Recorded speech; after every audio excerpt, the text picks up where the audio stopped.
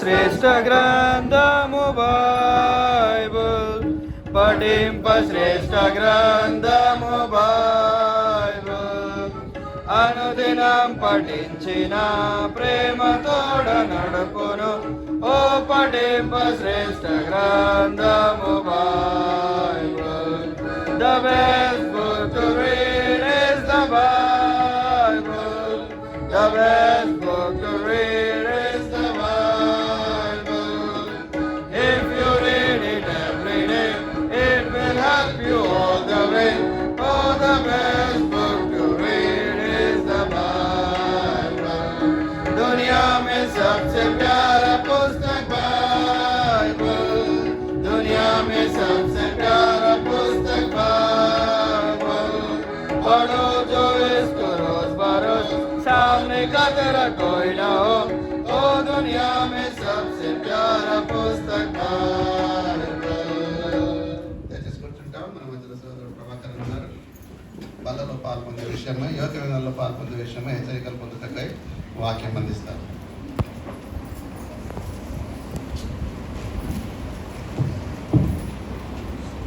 యోగ్యమైన రీతిలో బలలో పాల్పొందు నిమిత్తమై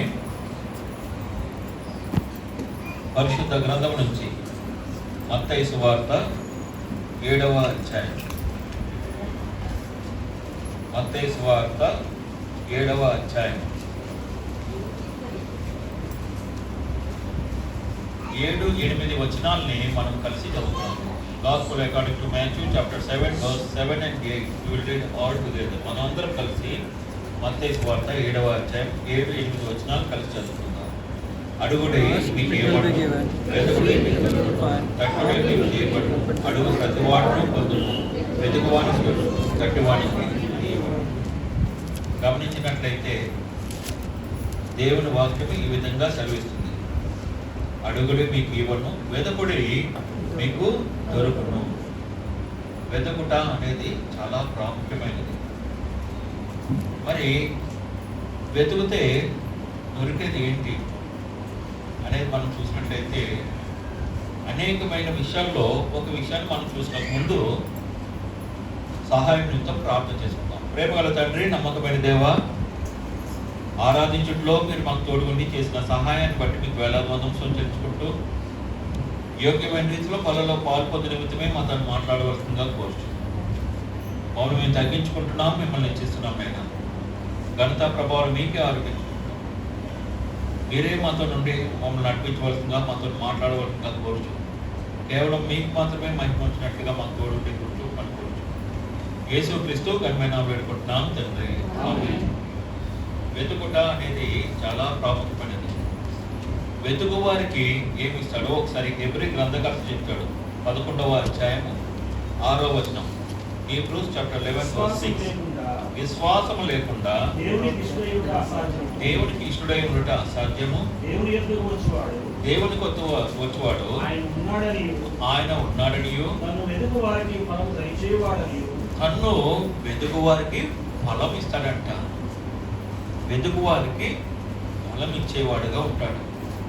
ఈ దినాన్ని, ఈ ఫలాన్ని మనం వెతికే వారంగా ఉంటున్నామా?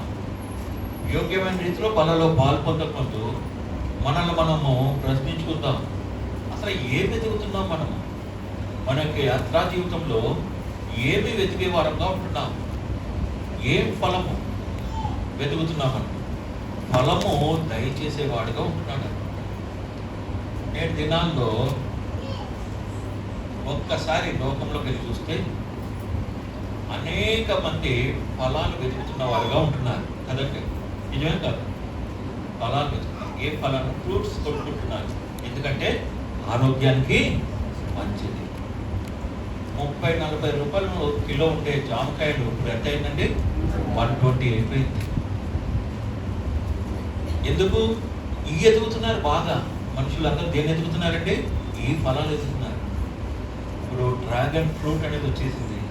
వచ్చిందా? తిన్నారండి? ఆ పేరు చూడండి ఎలాగున్నదో. కానీ అది ఫలమే, ఫ్రూటే. అది ఎంతో మేలు చేస్తుంది డ్రాగన్ ఫ్రూట్. ఇలాగ రకరకాల ఫలాలు రేట్స్ పెరుగుతున్నాయి. ఈ ఫలాలు ఎదిగే కంటే ఒక ఫలం ఎదుగుదాం. గలతీయులకు 5వ అధ్యాయం 22వ వచనం చూడండి. గలతీ 5:22. The fruit of the Spirit.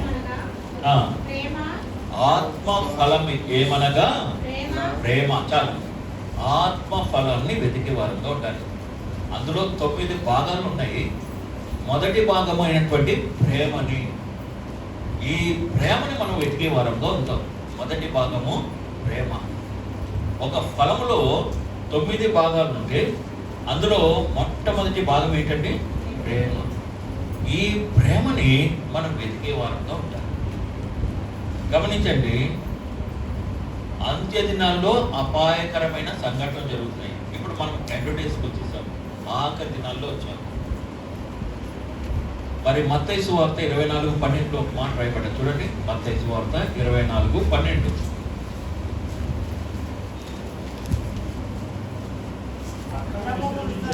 అక్రమము విస్తరించుట అనేకుల ప్రేమలు చల్లారుతున్నాయంట. అక్రమము అనేది విస్తరించుట చేత అనేకుల ప్రేమ చల్లారుతున్నాయి. దేవుడు చెప్తున్నాడు 24వ అధ్యాయం మత్తయి సువార్తలో, ఆయన రాకలు వచ్చే ముందు ప్రేమ అనేది చల్లారిపోతుంది. నేటి దినాల్లో చూద్దాము, కుటుంబంలో ప్రేమ అనేది ఉందా? నేటి దినాల్లో కుటుంబాల్లో ప్రేమ ఉంటుందా? ఒకప్పుడు ప్రేమ అభిమానాలతో ముందుకు సాగే కుటుంబము నేటి దినాల్లో ప్రేమ అనేది తక్కువైపోయింది. ఎంత తక్కువైపోయింది అంటే మరి మనల్ని ఏది వెళ్ళిపోతుంది?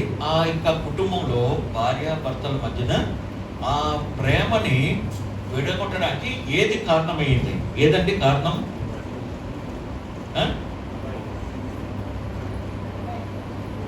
చాలా మంది చెప్తున్నారు, కొంతమంది చెప్పండి. ఒక ఫోనే కదండి, ఒక ఫోన్ ఏం చేస్తుంది? ఇద్దరిని విడగొడుతుంది. అంటే గమనించినట్లయితే ఎక్కువగా ఫోన్ మీద కాన్సన్ట్రేట్ చేస్తున్నారు చాలా మంది. అనేక మంది ఆ ఫోన్తో సహవాసం చేయబట్టి భార్యాభర్తలు సరైన విధంగా మాట్లాడుకోవట్లేదు. తల్లిదండ్రులు కుమారులు కుమార్తెలతో సరిగ్గా మాట్లాడే విధంగా ఉన్నది. ఇప్పుడు కుమారులు కూడా వారు ఏం చేస్తున్నారో అదే నేర్చుకుంటున్నారు. ఒకప్పుడు ఫ్రెండ్స్తో కలిసి ఎక్కడెక్కడికో వెళ్ళేవాళ్ళం. చిన్నప్పుడు దినాల్లో చూస్తే డిగ్రీలో ఉన్నప్పుడు కానీ ఇంటర్మీడియట్లో ఉన్నప్పుడు కానీ ఫ్రెండ్స్ ఎక్కువగా ఉండేవారు. ఇప్పుడు ఫ్రెండ్స్ అనేవారు చాలా తక్కువయ్యారు. ఇది నిజమా కాదా చెప్పండి? ఫ్రెండ్స్ తక్కువైపోయారు. మరి ఒకప్పుడు ఫేస్బుక్లో అనేక మంది ఫ్రెండ్స్ కలుస్తూ ఉండేవారు. ఇప్పుడు ఫేస్బుక్ కూడా చూడట్లేదు. చూస్తున్నారా? వేరే ఏమో చూస్తున్నారు. అంటే ఈ ఫ్రెండ్స్ ఆ ఫేస్బుక్లో ఫ్రెండే ఎవరో తెలియదు మనకి, ఆ ఫ్రెండ్ అయిపోతున్నారు. ఈ విధంగా ఫ్రెండ్షిప్ అనేది అవమానాలు పాలవుతున్నారు అనేక మంది. ఒక ఉదాహరణ చెప్తాం. ఇదే విధంగా కొన్ని సంవత్సరాల క్రితం ఫేస్బుక్లో ఒక యవనస్తురాలు ఫ్రెండ్స్ అయ్యారు. ఫ్రెండ్స్ అయిన తర్వాత వాళ్ళు ఏం చేస్తారు? చాట్ చేసుకుంటూ ఉన్నారు. వీళ్ళు వాళ్ళు మాట్లాడుకుంటూ ఉన్నారు ఇద్దరు. ఎంతకాలం ఇలా మాట్లాడుకోవాలి మనము? ఒక రోజు కలుసుకుందాం మనము అని అనుకున్నాము. సరే అని చెప్పి కలుసుకుందాం అని చెప్పి ఒక టైం పెట్టుకున్నారు. యవనస్తురాలు కాబట్టి ఒక టైం పెట్టుకున్నారు. ఒక ప్లేస్ సరిగ్గా 4 గంటలకి ఒక పార్క్లో కలుసుకుందాం అని అనుకున్నారు.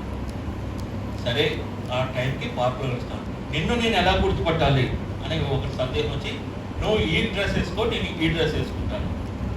ఒక డిసిషన్ కూడా తీసుకున్నాను. ఇప్పుడు కరెక్ట్గా 4 గంటలకి టైంకి వచ్చేసారు. వచ్చి ఆ యొక్క డ్రెస్ కూడా కరెక్ట్గా మ్యాచ్ అయింది. ఆ పార్క్లోకి వచ్చారు. వచ్చి చాలా ఆనందంతో ఫస్ట్ టైం చూసుకుంటారు. ఇన్ని సంవత్సరాలు మాట్లాడుకుంటూ ఉన్నాం, ఈరోజు కలుసుకుంటున్నాం అని చెప్పి ఆ యవనస్తుడు నువ్వు ఎంత బాగున్నావని మొగ్గలు పట్టుకున్నాడు. పళ్ళు చేతిలోకి వచ్చేసి ఏమొచ్చేయండి? పళ్ళు చేతిలోకి వచ్చేసి ఎందుకు అలా పట్టుకున్నావు అని పట్టపోతే వాడి జుట్టు ఏం చేతిలోకి వచ్చింది. ఇతను ముసలోడు, ఈమె అంటే ఎంత డేంజర్ ఆలోచించండి. ఈ స్నేహం వద్దు మనకి. ఒకరినొకరు ప్రేమించుకుంటూ ప్రభువు చూపెట్టే ఆ ప్రేమని, ప్రభు మనకి ఎటువంటి ప్రేమ చూపెట్టారు? శాశ్వతమైన ప్రేమ. 31:3 చాలా కాలం కిందటే యెహోవా నాతో ఇట్లా శాశ్వతమైన ప్రేమతో నేను నిన్ను ప్రేమించుచున్నాను. ఈ ప్రేమ ఎటువంటి ప్రేమ? 1 కొరింథీ 13:13 కాగా విశ్వాసము, నిరీక్షణ, ప్రేమ, ఈ 3 నిల్చును, వీటిలో శ్రేష్టమైనది ఆ శ్రేష్టమైన ప్రేమ చేయడం. అందుకే నేను నేటి దినాల్లో ఎన్ని తప్పులు చేస్తున్నప్పటికీ శ్రేష్టమైన ప్రేమతో మనల్ని క్షమిస్తున్నాడు, నమ్మకమైన వాడు కాదు. ఈ దినాన్ని ఆ ప్రేమను మనం కలిగి ఉందాం. అటువంటి ప్రేమను కలిగి ఉంటే, క్రీస్తు ప్రభు చూపెట్టిన ఆ ప్రేమను మనం కలిగి ఉంటే కలిగే 4 మేలులు ఏంటి అనేది క్లుప్తంగా మనం చూద్దాం. మొట్టమొదటిగా లూకా సువార్త 6:35, gospel according to Luke chapter 6 verse 35. మీరైతే ఎట్టివారి గురించి అయినను నిరాశ చేసుకొనక శత్రువులను ప్రేమించుడి, మేలు చేయుడి, అప్పుయుడి, అప్పుడు మీ ఫలం గొప్పదయుండును. మొట్టమొదటిగా ప్రేమించుకుంటేనంట సర్వోన్నతుని కుమారులుగా ఉంటామంట. మనం దేవుని యొక్క కుమారులు. నిజమే, ఒకప్పుడు ఆదాము గురించి చెప్పబడ్డది. ఏం చెప్పబడ్డదని? లూకా సువార్త 3వ అధ్యాయం ఆఖరి వచనం 38వ వచనం.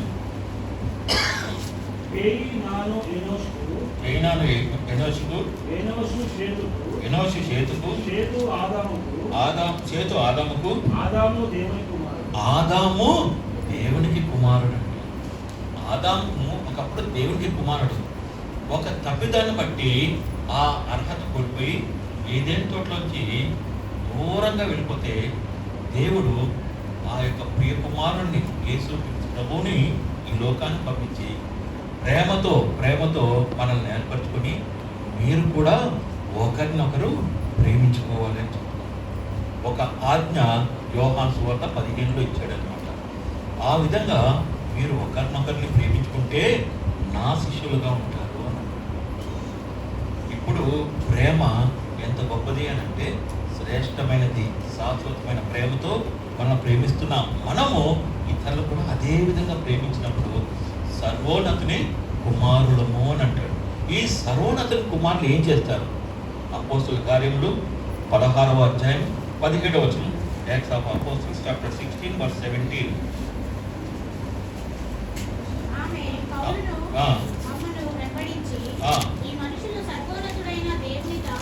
వీరు సర్వోన్నతుడైన దేవుని దాసులు, వీరంట రక్షణ మార్గాన్ని చూపెట్టేవారుగా ఉంటారు. సర్వోన్నతుని దాసులు కుమారులు ఏం చేస్తారంటే రక్షణ మార్గాన్ని, దేవుడు మనకి ఇచ్చిన ఆజ్ఞ ఏంటంటే మీరు సర్వలోకానికి వెళ్ళి సర్వ సృష్టికి సువార్త ప్రకటించు. అది ఉండాలి అని అంటే దేవునికి సర్వోన్నతుడికి కుమారుడుగా ఉండాలి. ఈ కుమారుడే రక్షణ మార్గాన్ని తెలుపుతాడు. యేసుక్రీస్తు ప్రభు ఆయన కుమారుడుగా ఈ లోకానికి వచ్చి ఆయన దేవుని యొక్క రాజ్య సువార్తను తెలుపుతూ మరి పగలంతా సువార్తను ప్రకటించిన వాడుగా ఉంటున్నాడు. కానీ మనము ఈ సువార్త చెప్పడానికి మొట్టమొదటి అర్హత ఏంటి అని అంటే మన సర్వోన్నతుడికి కుమారులుగా ఉండాలంట. కానీ ఈ దినాన్ని యోగ్యమైన రీతిలో మనలో పాలు పొందకుండా దేవునికి కుమారులము మనం అని చెప్పుకోగలుగుతున్నాం. దేవునికి కుమారులము నార్మల్గా అయితే చెప్పేస్తాం, కానీ మన అంతరంగాన్ని ప్రశ్నించుకుంటే నిజంగా కుమారులు కుమార్తెలుగా ఉంటున్నామా? ఎన్నిసార్లు భార్య భర్తని, భర్త భార్యని ప్రేమించలేని పరిస్థితులు. మరి అలాంటి పరిస్థితులు ఏర్పడి కుటుంబాలు అనేకంగా నష్టపోయేదిగా ఉంటుంది. దేవుడు ఒక కుటుంబాన్ని సంఘంలో తీసుకొచ్చి ఈ కొన్ని కుటుంబాలు సంఘంగా ఏర్పడిన తర్వాత ఆ యొక్క సంఘం కొరకు ఆయన రాబోతున్నాడు.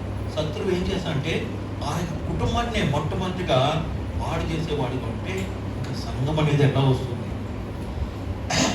నేటి దినాల్లో అంటే పేరు చెప్పట్లేదు కానీ మనకు అన్ని న్యూస్లో తెలిసిపోతూ ఉంటున్నాయి. ప్రేమ అనే చల్లారిపోయి ఒకరినొకరు పోలీసులకే చెప్పుకుంటున్నారు అనమాట. మీకు అర్థమైపోయి ఉంటుంది ఏ సంఘాలు ఎక్కడెక్కడ ఎలాంటి సంఘాలు ఉన్నాయో. అంటే వారు కోర్టులకు వెళ్ళిపోతున్నారు, ప్రేమలు చల్లారిపోయి పోలీసులకు అప్పచెప్పుకుంటున్నారు. కొన్ని సమయాల్లో ప్రభువు రక్తంలో కడగబడిన మనము, గమనించండి, ప్రభువు రక్తంలో కడగబడిన మనము ఒకానొక సంఘంలో నేను రీసెంట్గా చూసింది ఏంటంటే ఆ సంఘంలో రక్తం కారింది ఒక మనుషుడు. అంటే ఎంత భయంకరంగా అయిపోతుందో చూడండి పరిస్థితులు, ఎంత భయంకరం. దీని వెనుక కారణం ఏంటంటే ప్రేమ అనేది లేదు. సర్వోన్నతునికి కుమారులుగా లేవు మనము. అంటే దాని ఆపోజిట్ ఏంటంటే ఎవరికి కుమారులు మనము? సాధారణ కుమారులు. నేటి దినాల్లో మనం ఏం చెప్పుకొని సువార్త చెప్తాం బయట? ఎవరిని ఉద్దేశించి సువార్త చెప్పగలము? ప్రేమ గురించి ఏం చెప్పగలము? అంటే ప్రేమ అనేది చల్లారిపోతుంది అత్యంత. ప్రియ సహోదరుడా, సహోదరు, దేవుడు మనల్ని ఒక చిన్న సంఘంగా ఏర్పరిచాడు. దేవుని కొరకు నమ్మకంగా జీవిస్తున్నాం, దేవుని మందిరంలో ఉంటున్నాం. ఒక్కసారి మనల్ని మనం పరీక్షించుకుందాం. మనము ఇతరులను ప్రేమించే విధానం ఏ విధంగా ఉంటుంది? ఇతరుల గురించి ఏం ప్రార్థన చేస్తున్నాం? యోగ్యమైన రీతిలో పనులు పాల్పొందకుండా మొట్టమొదటిగా నేను దేవుడికి కుమారుడుగా ఉంటున్నానా, సర్వోన్నతునికి కుమారుడుగా ఉంటున్నాను. రెండవదిగా కలిగే పరిస్థితి ఏంటి? 109వ కీర్తనలో 109:4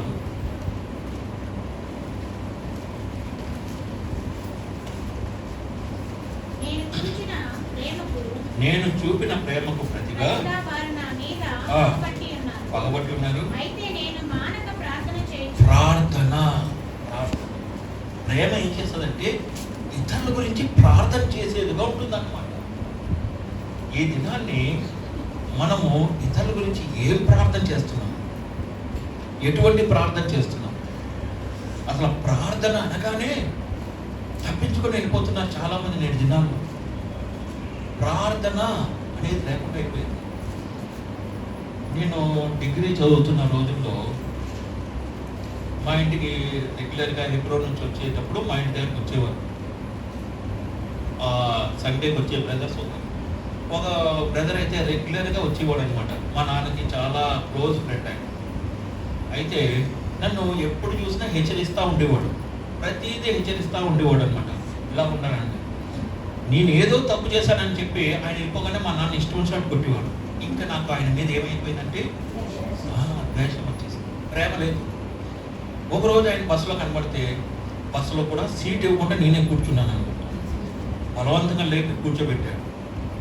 ఆయన కూర్చున్నాడు. మళ్ళీ దిగిపోతే వేరే వాడికి ఇచ్చాడనమాట ఆ సీటు. ఎవరికి? నాకు ఇవ్వలేదు. నాకు ఇంకా కోపం వచ్చింది. ఒకరోజు ఎబ్రోన్లో దొరికారు. యూత్ క్యాంప్కి వెళ్ళిన యవనస్తుడు కదా, యూత్ క్యాంప్కి వెళ్ళినప్పుడు ఎబ్రోన్లో దొరికారు. వచ్చి దూరం చూసినాడు, వస్తున్నాడు అనుకున్నాను. నేను దగ్గర రాను, ఏం చేయాలని వస్తే నీకోసం ప్రార్థన చేస్తాను, నువ్వు అల్లరి చిల్లరగా తిరుగుతాను అన్నాను. ఆయన ఎక్కడ చూసాడు నేను అల్లరి చిల్లర తిరగడం?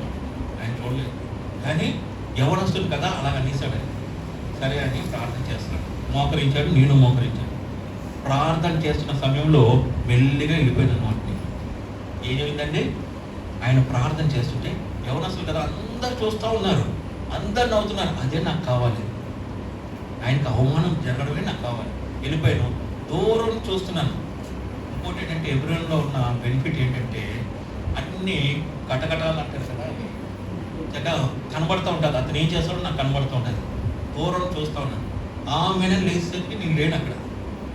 కానీ ఆయన అనుకోలేదు ప్రభువు అక్కడ వచ్చిందని అనుకోలేదు. అయితే అక్కడ వాళ్ళందరినీ వచ్చేసరికి చాలా అవమానం అయిపోయింది. అవునైతే అప్పుడు నేను ఆనందపడ్డాను, ఇది జరగాలి. కొంతకాలం తర్వాత దేవుడు నన్ను పిలిచాడు సేవకి. ఇప్పుడు యవనస్తులు వస్తారు నా దగ్గరికి వచ్చి ప్రేయర్ చేయమంటారు. నాకు ఏం గుర్తుకొస్తుందండి? అది గుర్తుకొస్తుంది. మీరు ప్రార్థన చేస్తే వెళ్ళిపోతాడేమో భయం. అందుకని ఏం చేస్తాను తెలుసా? చేతులు పట్టుకొని ప్రార్థన చేస్తాను. తప్పించుకోలేడు కదా. అంటే ప్రార్థన అంటే ఎంత నిర్లక్ష్యం పెట్టారో చూడండి. అప్పట్లో ఆయన మీద పగ, ప్రేమ లేదు. అప్పుడు ప్రభువు మాట్లాడాడు. వెళ్ళాను ఆయన దగ్గరికి, చాలా ఓల్డ్ ఏజ్. వెళ్ళి, అంకుల్ మీతోనే ఆ విధంగా బిహేవ్ చేశాను, క్షమించండి నన్ను, మీ మీద నాకు పగ, మీరు అన్నీ నాకు మంచి మాటలు చెప్పేవారు, మీరు వెళ్ళగానే మా నాన్న కొట్టేవాడు నన్ను, అందుకని మీ మీద నాకు పగ వచ్చింది, ఇట్లా ఎలాగండి. లేదు లేదు, నీ మంచిగానే చూసావా, ఇప్పుడు నువ్వు దేవుని పరిచయం చేస్తావు, ఆ రోజు నేను చెప్పకపోతే నువ్వు చేసేవాడువా పరిచర్య అని అన్నాడు. మళ్ళీ అక్కడ కూడా ఆయన క్రెడిటే రావాలి. ఏదేమైనప్పటికీ ఆ మాటలు నాలో పనిచేసి దేవుని కొరకు నమ్మకంగా చేస్తున్నాను. అంటే నమ్మకంగా అంటే చేయడానికి దేవుడు సహాయం చేస్తున్నాడు. ఏదేమైనప్పటికీ ప్రార్థనలో ఆయన కొరకు నేను రెగ్యులర్గా ప్రార్థన చేస్తాను. ఆయన కుటుంబం కొరకు ప్రార్థన చేస్తూ ఉంటాను. ఆయన చనిపోయాడు, కుటుంబం కొరకు ప్రార్థన చేస్తాం. ఏది ఏమైనప్పటికీ ప్రార్థనలో అటువంటి వారి పట్ల మనము ఎటువంటి ద్వేషం కనపరచకూడదు. ప్రార్థన చేయాలి, ప్రార్థన చేయాలి. ఎప్పుడు చేయగలను నేను? ఆ ప్రేమ నాలో ఉన్నప్పుడే నేను ఇతరుల కొరకు ప్రార్థన చేయగలను. నిజంగా నేటి దినాల్లో ప్రభు ప్రేమను మనం పొందుకుంటున్నాం, కానీ ఈ ప్రేమని ఇతరికి పరిచి ఇవ్వలేకపోవడం బట్టి అనేక నష్టాలు. అందుకని ఈ శత్రువులు కూడా ప్రేమించే ప్రేమని, ప్రార్థించే ప్రేమని దేవుడు పంపిస్తాడు. మత్తయి సువార్త 5:44. మత్తయి సువార్త 5వ అధ్యాయం 44వ వచనం.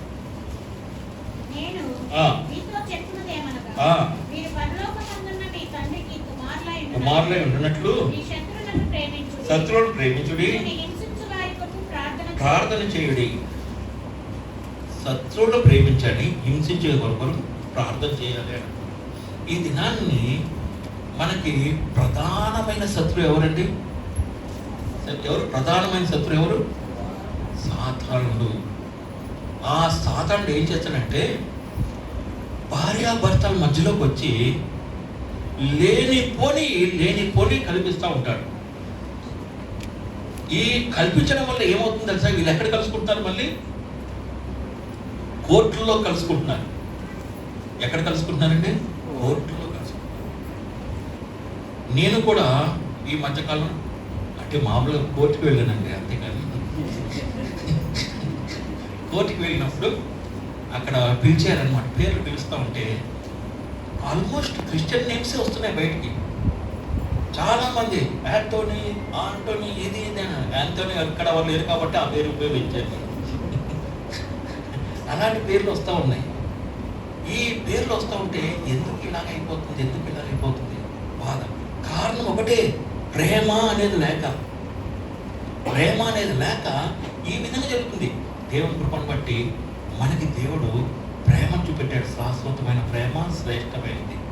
కాబట్టి ఈ దినాన్ని మనం అందరం ఈ విధంగా కలుసుకోగలుగుతున్నాం, దేవునితో మాట్లాడగలుగుతున్నాం, సంభాషించుకోగలుగుతున్నాం, ఒకరినొకరు ప్రేమను చూపెట్టుకుంటే ఒక దినాన్ని ఆయన వచ్చినప్పుడు ఎత్తబడే వారంగా ఉంటాం. ఎంత అద్భుతమైన మాటలు చూడండి, ఎత్తబడే వారంగా మనం ఉంటాం.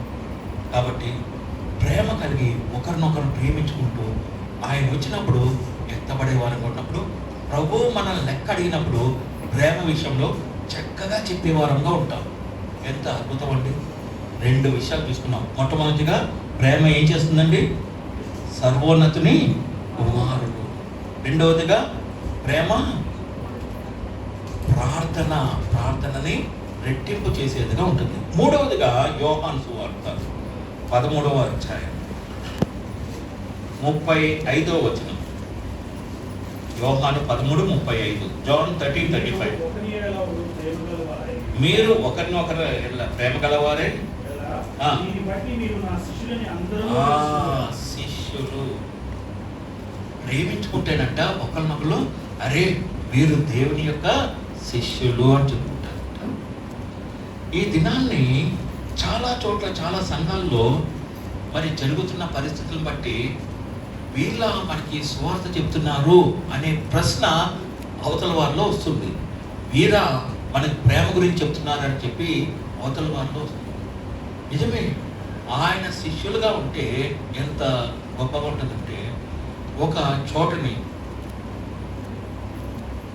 చాలా పెద్ద సంఘం, ఏ సంఘం గురించి అయితే మాట్లాడుకున్నాం ఆ సంఘంలోనే జరిగింది సంఘటన చెప్తాం. 2007-8 సంఘంలో 2గా అయిపోయి పెద్ద గొడవలు పెట్టేసుకుంటున్నారు, కొట్లాడేసుకుంటున్నారు. 2007-8 ఆ సమయంలో గొడవలు పెట్టుకుంటుంటే అక్కడికి నేను చూస్తూ ఉన్నాను. చూస్తూ ఉంటే గొడవలు అవుతుంటే వారిద్దరి మధ్యలో మాట్లాడి లేదు మనం ప్రార్థన చేసుకొని కలిసి చేసుకుందాం అని చెప్పి ఒక గుంపు ఒక చోటని, ఇంకో గుంపు ఇంకో చోటని ప్రార్థన చేసుకుంటూ ఉన్నారు. ప్రార్థన చేసే ముందు ఒక గుంపు ఎత్తిన పాట, యేసు క్రీస్తుని మంచి శిష్యులముగా విశ్వాసంతో సాగిదము. అమ్మ పర్లేదులే వాళ్ళ కార్యం అయిపోయింది, గంట అయింది, వీరైపోయింది, పెద్ద పరిస్థితి మళ్ళీ కొట్లాటే. పాట ఏం పాడారండి? యేసు క్రీస్తుని విశ్వాసంతో మంచి శిష్యులుగా విశ్వాసంతో సాగిద్దాం అన్నాడు. ఇక్కడికి వచ్చి ఒక ఆయన అంటాడు రెట్టించిన ఉత్సాహంతో తొడగొడుతూ దేవుని చిత్తాన్ని నేను తెలుపుతాను అంటున్నాడు. అంటే ఏ రేంజ్లోకి వెళ్ళిపోయారో ఆలోచించాను, ఎటువంటి పరిస్థితుల్లోకి వెళ్ళిపోయారో చూడండి. దీనికి అంతటికి కారణం ఏంటంటే ప్రేమ అనేది తగ్గిపోయింది నేటి దినాల్లో. ఈ దినాన్ని ఒకరినొకరు ప్రేమించుకుందాం. మనం ఒకరినొకరు ప్రేమించుకుంటూ నిజంగా దేవుని కుమారులుగా మనం ఉందాం.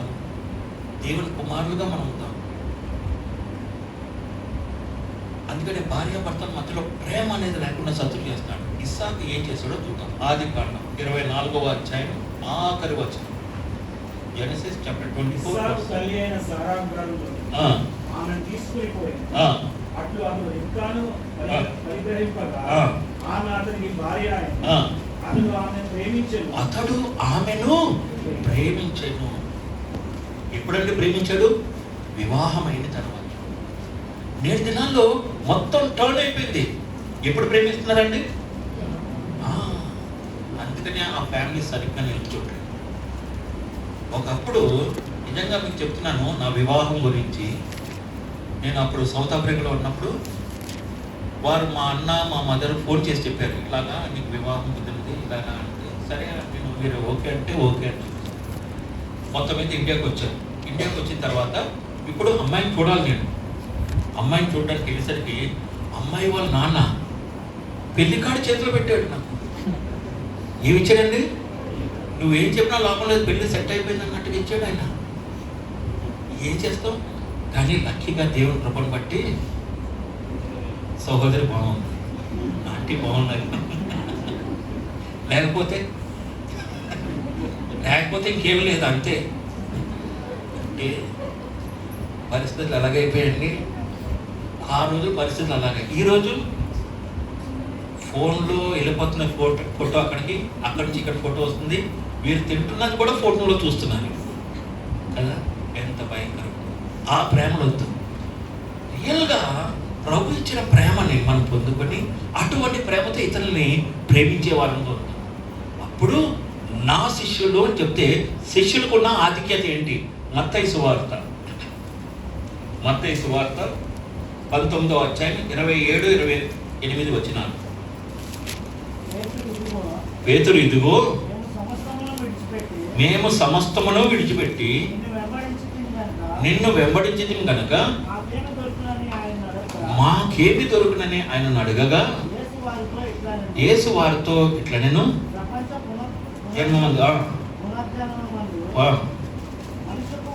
మనుష్య కుమారుడు తన మహిమగల సింహాసనం మీద ఆసీనుడై ఉండినప్పుడు నన్ను వెంబడించిన మీరును 12 సింహాసనం మీద ఆసీనులై 12 గోత్రముల వారికి తీర్పు తీరుస్తారంట. శిష్యుల యొక్క ఆధిక్యత చూడండి. నిజంగా మనం ఒకరినొకరు ప్రేమించుకొని ఆ ఆజ్ఞలు గైకుంటే, ఆయన శిష్యులుగా ఉంటే ఆ శిష్యులకి సింహాసనం మీద కూర్చుంటే ఆధిక్యత, తీర్పు తీర్చే ఆధిక్యత. అదే 1 కొరింథీ 6:3 చెప్తుంది, మనం దేవదూతలకే తీర్పు తీర్చేవారు అంట. కానీ నేటి దినాల్లో అన్యుడి దగ్గరికి వెళ్తున్నారు తీర్పు కోసం. నేటి దినాల్లో అన్యుడి దగ్గరికి వెళ్తున్నారు అనేక సంఘాలు. ఎంత నిర్లక్ష్య స్వభావం! కారణం ఏంటంటే ఒకటే, ప్రేమ అనేది. ఒక కుటుంబము కోర్టులో కలుస్తుందంటే ఎంత దౌర్భాగ్యమైన పరిస్థితితో ఆలోచించాలి, ఎంత దుఃఖకరమైన పరిస్థితితో ఆలోచించాలి. నిజమే, మన జీవితంలో కూడా ప్రేమ కలిగి ఒకరినొకరు ప్రేమించుకుంటూ ఉంటే ఆయన శిష్యులమంట శిష్యులకి గొప్ప ఆధిక్యత, పరలోకంలో గొప్ప ఆధిక్యత ఇవ్వబడుతుంది. 3 విషయాలు చూసుకున్నాం మనము. 3 విషయాలు చూసుకున్నాం. ఈ ప్రేమించుకుంటల వల్ల జరిగే కార్యం ఏంటంటే, మొట్టమొదటిగా సర్వోన్నతుని కుమారుడు. వీరు ఏం చేస్తారంటే దేవుని యొక్క రాజ్య సువార్తను తెలుపుతారు. రెండవదిగా ఏమంటారు?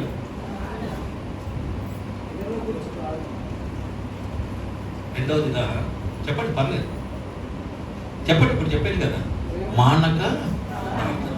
అంటే ఈ స్పీకర్స్కి ఒక గొప్ప అడ్వాంటేజ్ ఉంది. మర్చిపోతాడు, చెప్పండి అని ఎంకరేజ్ చేస్తూ ఉంటాడు. నేను మర్చిపోయాను సడన్గా.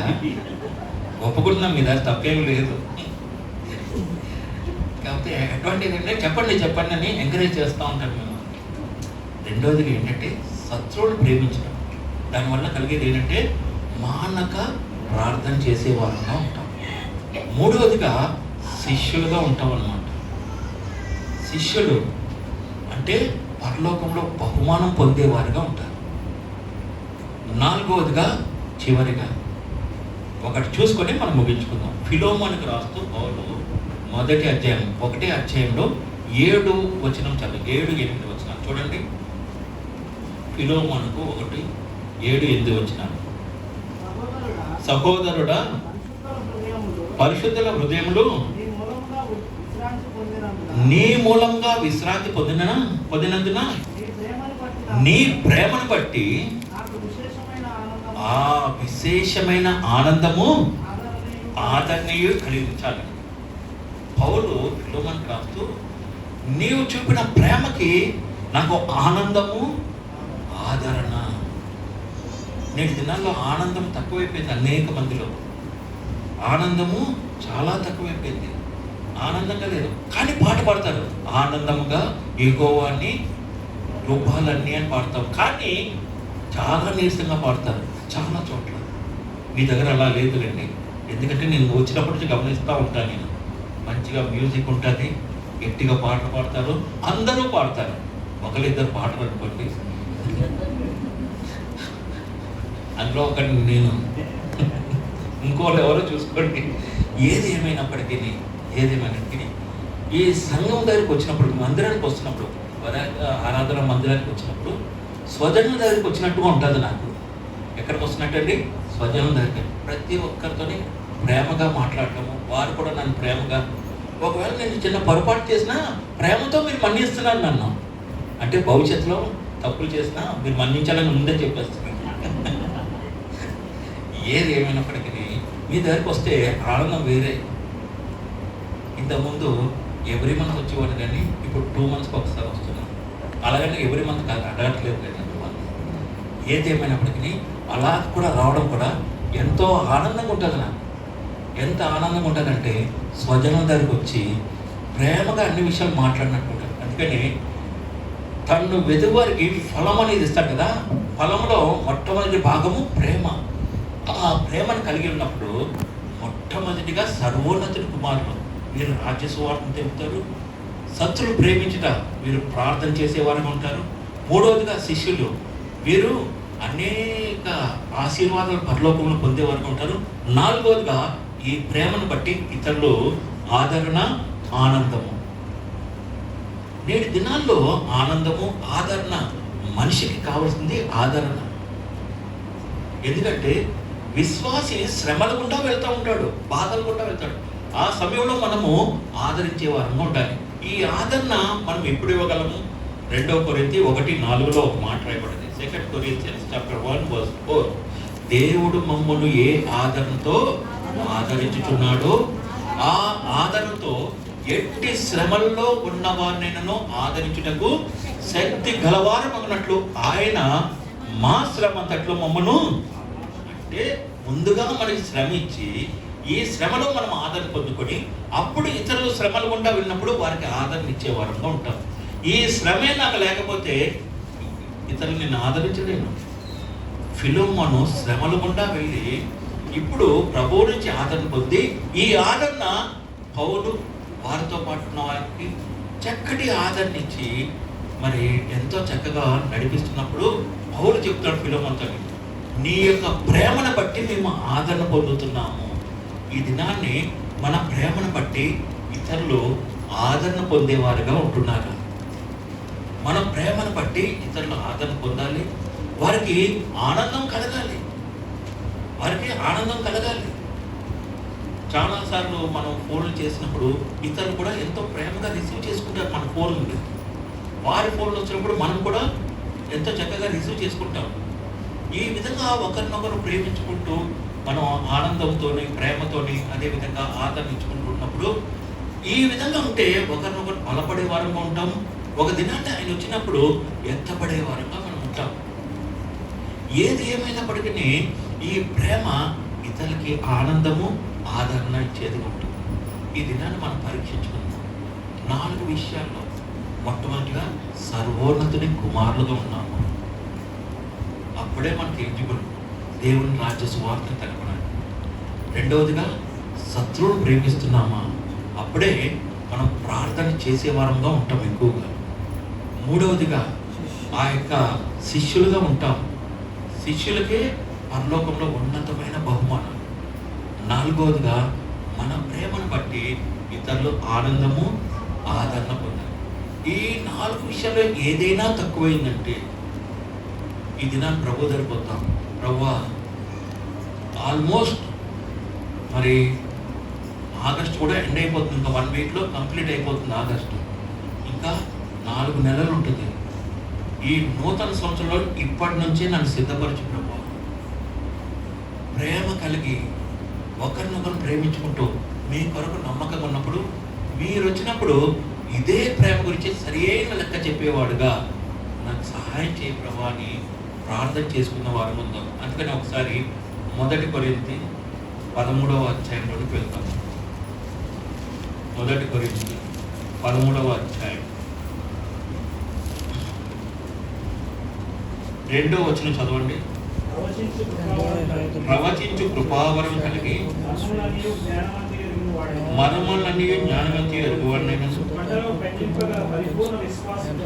కొండలను పెగిలింపగల సంపూర్ణ విశ్వాసం గలవాడినైనను ప్రేమ లేని వాడినైతే నేను ఏదే ఆయా ప్రాంతానికి వెళ్ళి వాక్యం చెప్పి ప్రేమ గురించి మొత్తం చెప్పేసి నేను ఇతరులు సరైన విధంగా ప్రేమించకపోతే నేను వ్యర్థుడను అని అంటాను. వ్యర్థుడను అంటే ఆలోచన, ఎందుకు పనికిరాని వాడు, ఎందుకు పనికిరాని వాడు, నువ్వు ఎందుకు పనికిరాని వాడు. ఆ బ్రదర్ వెళ్ళిపోయిన తర్వాత మా నాన్న అడిగోడు నన్ను, నువ్వు ఎందుకు పనికిరాని వాడు. కానీ నిజమే, ఆ రోజుల్లో చదువు అంటే సరిగ్గా చదవలేకపోయాను. కానీ దేవుని కృపను బట్టి పీజీ కంప్లీట్ అయిపోయింది అనుకోండి, మళ్ళీ జాబ్ రాదేమనుకుంటాను, సౌత్ ఆఫ్రికా పంపించాడు. దేవుని కృప, నేను ఇంకా దేవుని కృప ఉంది.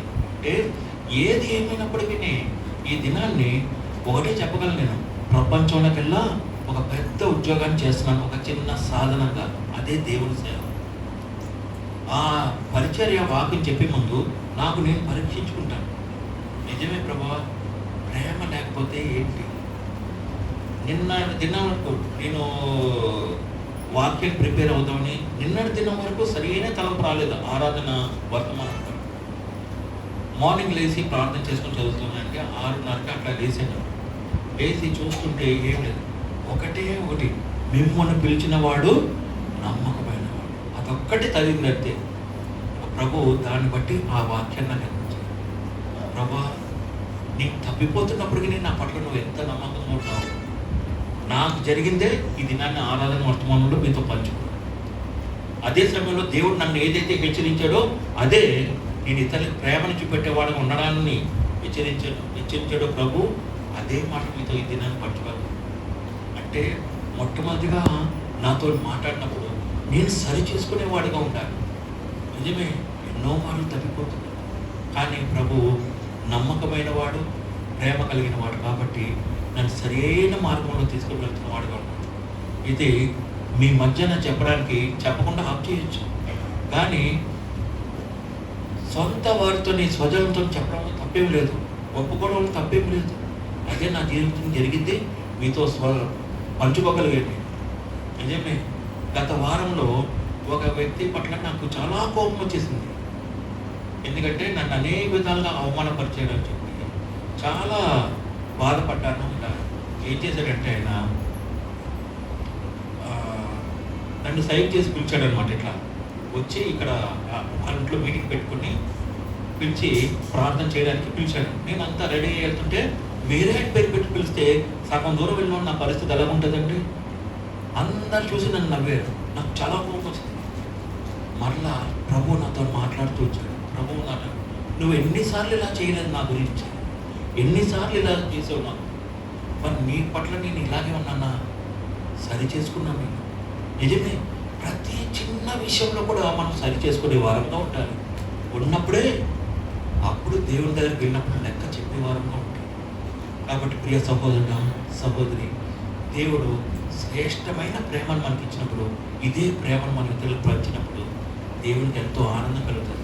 అందు నిమిత్తమే 1 కొరింథీ 11:28లో మాట రాయబడ్డది. ఏమున్నదండి? కాబట్టి ప్రతి మనుషుడు తను తాను పరీక్షించుకోవాలి, అలా చేశారు తిని బాధ. మనల్ని మనం కొన్ని నిమిషాలు పరీక్షించుకుందాం. ప్రభువా, ఇతరుల పట్ల నేను ఏ విధంగా ఉన్నాను, ఏం ప్రేమించబడుతున్నాను, దేవుడు నాతో మాట్లాడాడు, నేను సరి చేసుకున్నాను.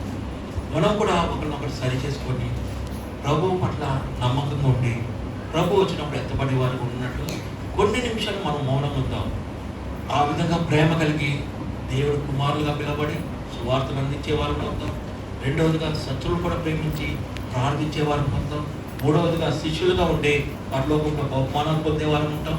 అదే సమయంలో ప్రేమ కలిగి ప్రేమిస్తూ ఇతనికి ఆదరణ సంతోషం కలిగించే వారుగా ఉన్నట్లుగా ప్రభువు మనందరికీ సహాయపడక ముందు కొన్ని నిమిషాలు మనం మోకరించి సరి చేసుకొని ఆ తర్వాత యోగ్యమైన రీతిలో మనలో పాల్గొనేందుకు ప్రభువు మనందరికీ సహాయపడిన రండి ప్రార్థన చేసుకుంటాం.